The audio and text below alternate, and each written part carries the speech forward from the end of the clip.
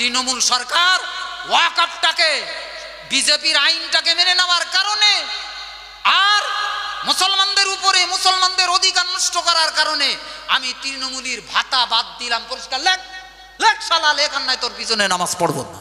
তোমার কাছে দুটো পয়সা ভাতা দিচ্ছে বলে অন্ধের মতো দালালি করিয়ে নিজের ইমানটাকে নষ্ট করতে চেও। আজকে যারা আজকে তৃণমূলীর নেতা আছে, যদি এক বাক্যে বলে, এমএলএ যে কটা আছে, এমপি যে কটা আছে, মন্ত্রী সিদ্দিকুল্লাহর মতো মাওলানা সিদ্দিকুল্লাহ মন্ত্রী হইয়াছে, একটা কথা বলছে না, শরীফের এক পিজ্জাদা, সে তৃণমূলের সাধারণ সম্পাদক না কি ফেদা হইয়াছে। তাও গেজা মর গেজা শালা, রাজনীতি করে বড় লোক হবি, হোক গেজা, তোর নেশা যুগেছে হয়ে যায়। কিন্তু তোর মুসলমানদের উপরে যখন, জাতির উপরে যখন এত বড় বড় আঘাত, মেকুড়ির মতো তার পাঁচ পাঁচ ঘুরতিস কেন? এই শালা ছাগল, এই শালা ছাগল, মুসলমানদের আঘাত করে আর তুই তার আঁচল চুচিস। কসম, আমি আপনাদের স্পষ্ট বলে দিচ্ছি, আমি তৃণমূল ছাড়া এই পর্যন্ত ভোট একটু ভরসা করলুম বাপ, যে অন্তত মমতা তৃণমূল সরকার বোধহয় মুসলমানরা ক্ষতি করবে না বাপ। কিন্তু আজকে এই জালিয়াত শয়তান সরকার মুসলমানদের কলিজায় হাত দিতে শুরু করেছে। আমার আপনার অস্তিত্ব টিকে রাখার জন্যে, আমার আপনার হেফাজতের জন্যে, আমার আপনার বাঁচার জন্যে, নাজাতের জন্যে, উন্নতির জন্যে আল্লাহ ছাড়া বিকল্প রাস্তা নেই। জোরে বলুন, আরো জোরে বলুন। যে কোনো ভাবে আল্লাহকে খুঁজতে হবে, আল্লাহকে সন্তুষ্ট করতে হবে। হাজারো যাই পারেন তাই করেন, কে জান আল্লাহ সন্তুষ্টি অর্জন করে। আপনাদের খারাপ লাগছে? এই কথা বলেন না কেন? কথাগুলোর দরকার আছে না নেই? স্পষ্টভাবে আপন মনে করি, ওসব ঢাকঢুক গুড় করে আমি বলতে পারি না বাপ। একটুখানি বাদিয়ে রেখে এটা ওটা করি, যাই করি, অমুক খেপে যাবে, অমুকই দাওয়াত করবে না, অমুক হবে তমুক হবে, ওসব ভাবনা আমি ভাবতে পারি না। যা ভালো লাগে জাতির জন্য, কোরআন হাদিস যতটুকখানি বুঝি মনে করি যেটা মুসলমানদের উন্নতি, সেটা স্পষ্টভাবে বলে দিই। তাই কে শত্রু মনে করলো, কে আপন মনে করলো, ও ভাবার সময় নেই বাবা।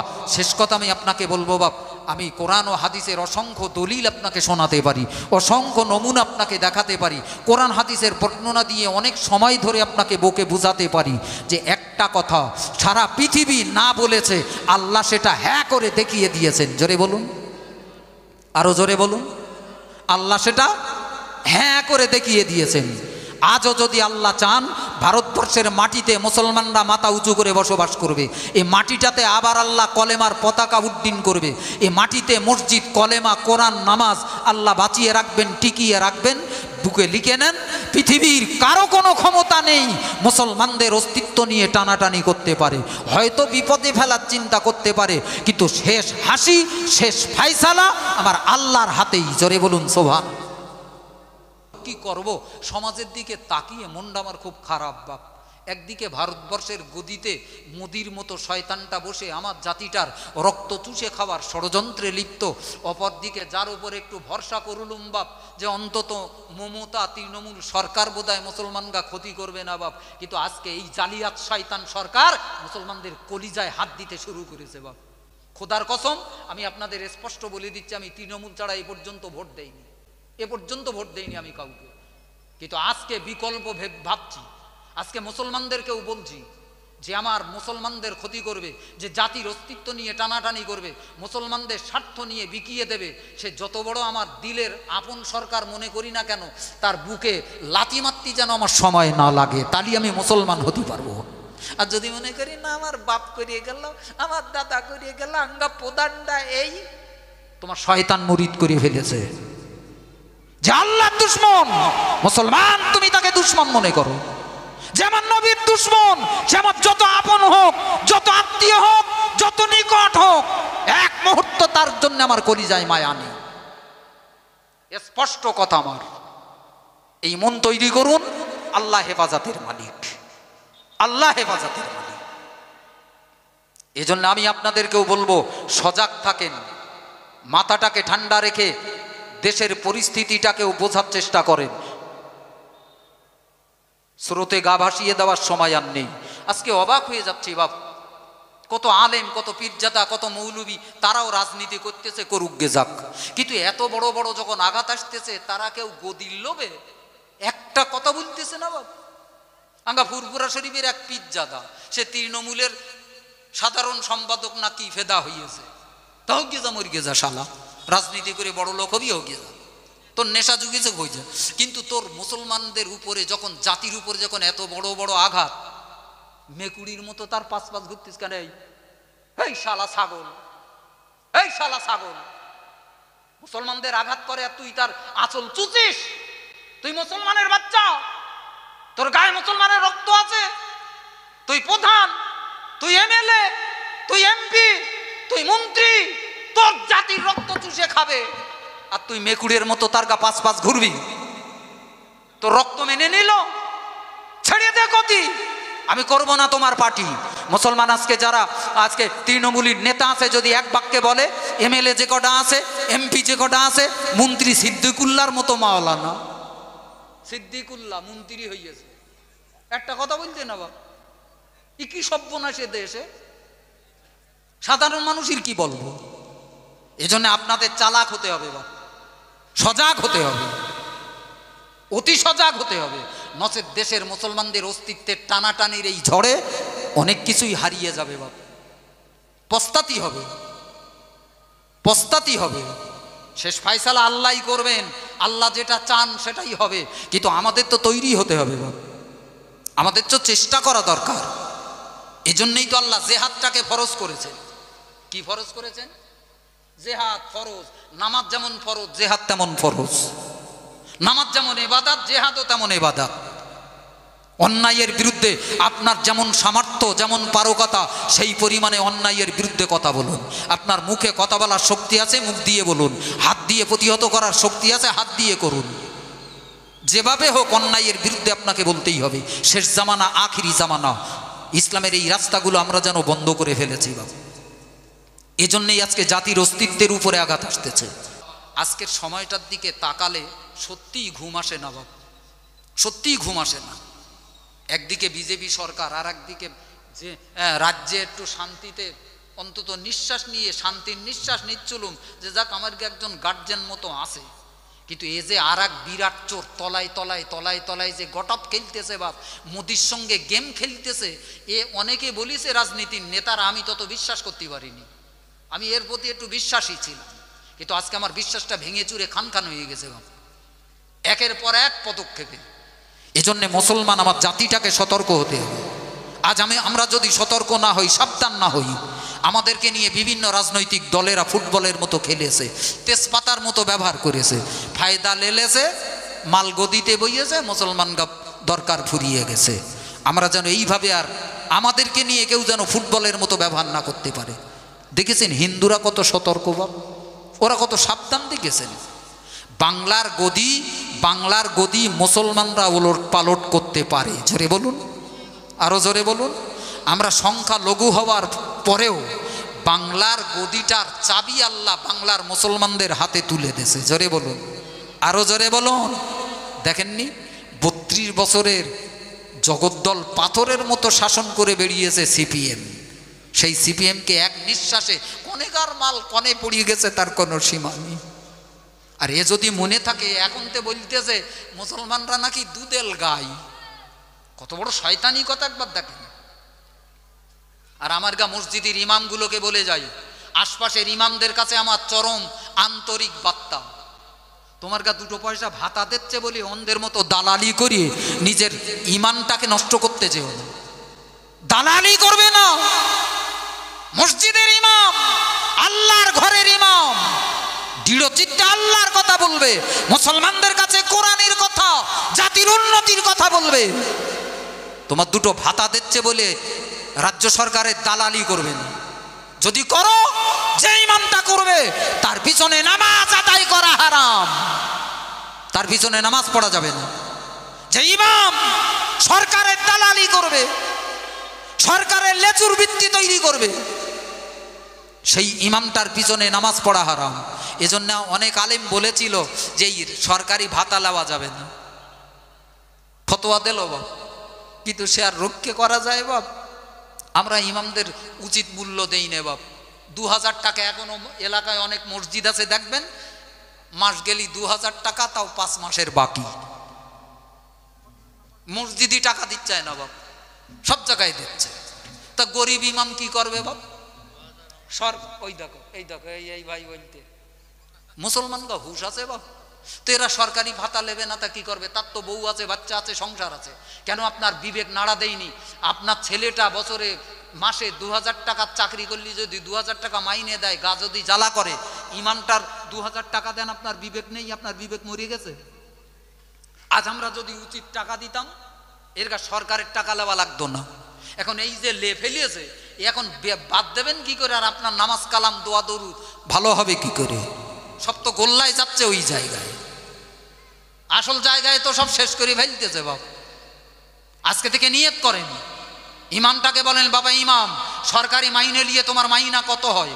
যদি বলে 7000 8000, ঠিক আছে বাদ দাও, আজকে থেকে লিখে দাও যে তৃণমূল লিখো, একেবারে লিখিত জমা দাও, তৃণমূল সরকার ওয়াকফটাকে, বিজেপির আইনটাকে মেনে নেওয়ার কারণে আর মুসলমানদের উপরে মুসলমানদের অধিকার নষ্ট করার কারণে আমি তৃণমূলীর ভাতা বাদ দিলাম। পরিষ্কার লেখ, লেখ শালা, লেখ, আর নাই তোর পিছনে নামাজ পড়ব না।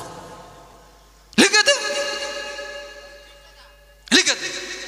মাইনে আমরা দেবো, এবং মন রাখতে হবে মাইনে আমরা দেবো। ইমামের পয়সা কম দেবো বলে যুক্তি খাটাবেন, এসব শয়তানি বুদ্ধি আসে কেন? কেন আসে?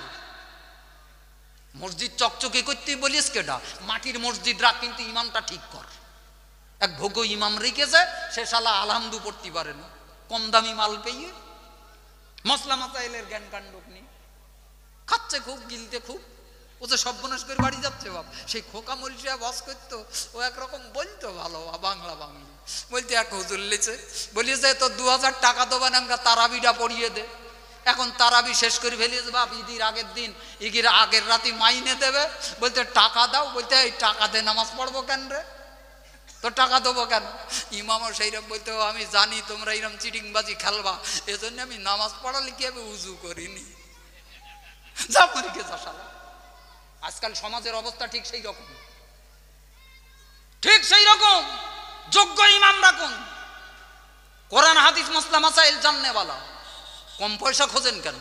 ইমাম মেন, আমার নামাজের মতো গুরু দায়িত্ব তার হাতে। ভালো ইমামের পিছনে নামাজ পড়বো।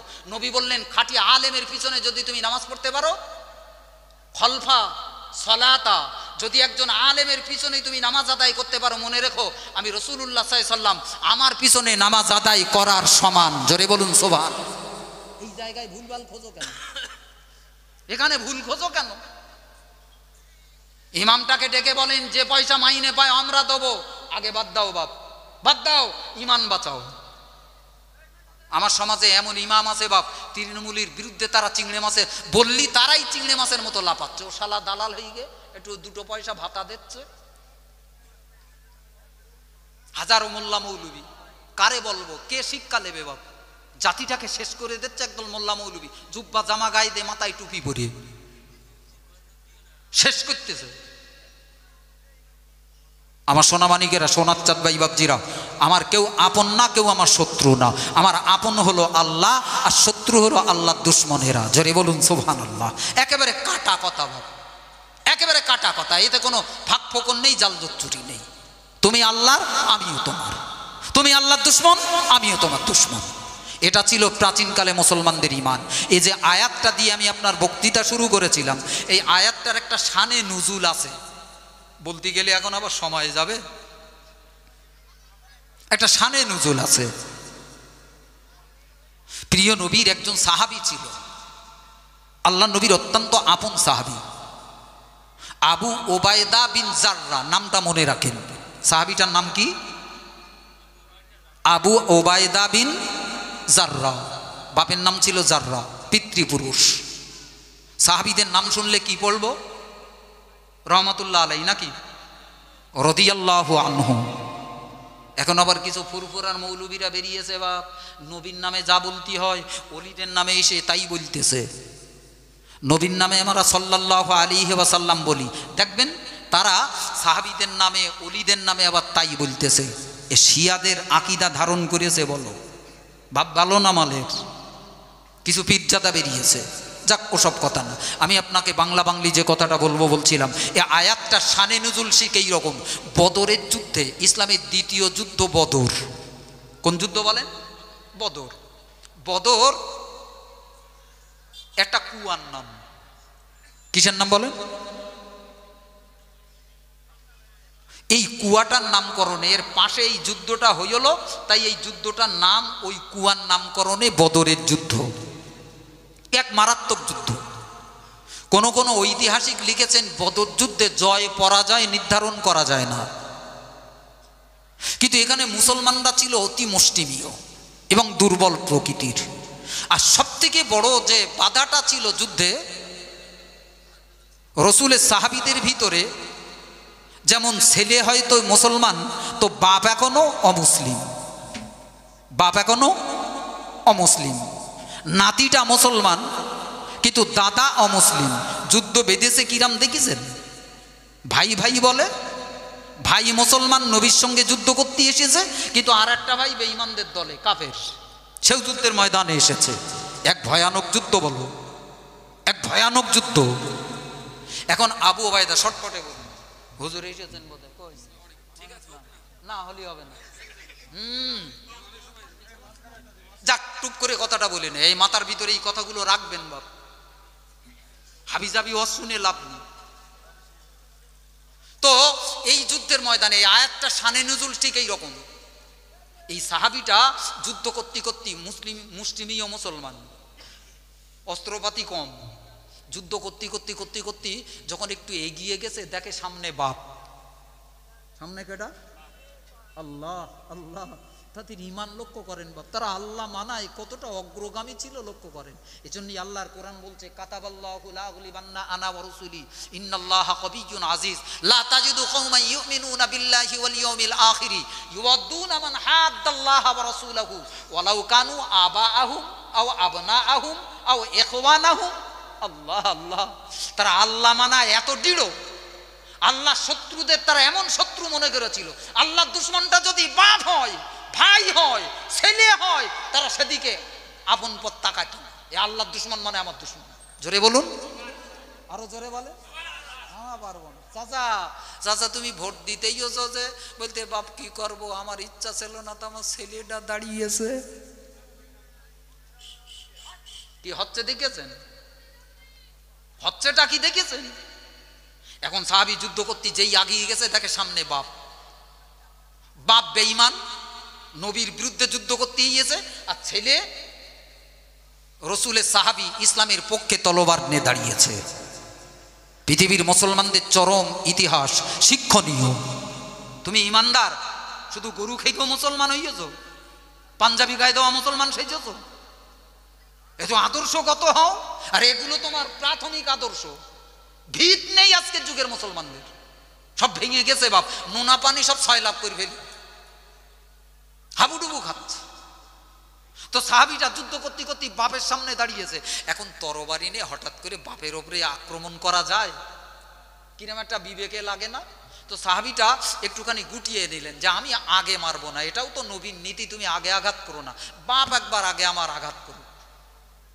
তরবারি উঠাইয়া উঠাচ্ছেন না, কিন্তু বাপ সেই পরিমাণ বদমাইশি, বেঈমান তো, শয়তান মুরিদ করে রেখেছে বাপ, ও ব্যাটা ট্যাটা মানবে না, জবাই করবে। তুই কলেমা পড়েছিস, তুই আল্লাহকে লিছিস, নবীকে লিছিস, হক কথা বলিস, তোর হক আজকে শিখিয়ে। ও তরবারি নিয়ে মারতে দুই সাহাবীটা ঠিক কেতাবে এই শব্দ লেখা, অনেক কৌশল করে বাপের আঘাত থেকে বাঁচার চেষ্টা করছেন।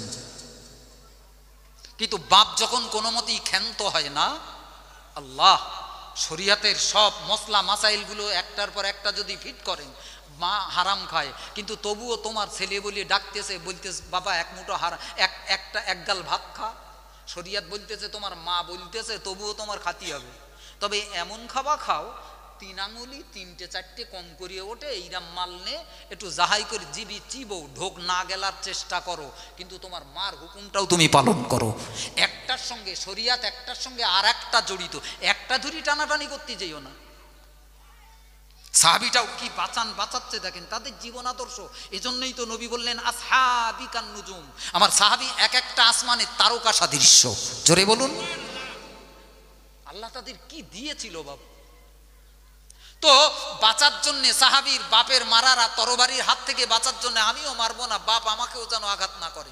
কিন্তু বেঈমান বাপটা যখন শুনতেছে না, অনেকটা সীমা লঙ্ঘন করে ফেলেছে, হঠাৎ আবু ওবায়দা বিন জাররাহ এবার বাঘের মতো ঘুরে দাঁড়িয়েছেন, তরবারি ঝাঁকিয়েছেন বাপের কাঁধে। জোরে বলুন, এক তরবারির আঘাতে বাপ দ্বিখণ্ডিত। পড়ে গেছে। এখন সাহাবীরা বলতেছে, বাপ বেঈমান হলু, তুমি নিজ হাতে করে তোমার বাপটাকে কতল করলে। একটা প্রশ্ন উঠে গেছে, দ্বিধাদ্বন্দ্ব শুরু হয়েছে। রসুল ফায়সালা দিচ্ছেন না, নবী চুপ করে বসে রয়েছেন। এমন সময় জিব্রাইল আল্লাহর এই আয়াত নিয়ে রসুলের কাছে অবতীর্ণ হয়ে গেল। জোরে বলুন সুবহানাল্লাহ। ইউদ্দুনা মান হাদ্দাল্লাহ ওয়া রাসূলাহু, যারা আল্লাহ আল্লাহ রসুলের বিরোধিতা করবে। এই নবী আপনি কি দেখেননি, তারা ঈমান, তাদের কলিজায় আল্লাহ ঈমান লিখে দিয়েছেন। কারা তারা? তারা মুখে বলবে না, তাদের কাজে পরিষ্কার করবে। তাদের শত্রুগুলো যদি বাপও হয়, আল্লাহর দুশমনটা যদি আমার ভাই হয়, নবীর দুশমন যদি আমার ছেলে হয়, আমার বুক কেঁপে যাবে না, আমার হাত কাঁপবে না, তার উপরেই তরবারি চালাবো। জোরে বলুন সুবহানাল্লাহ। আমার সোনা মানিকের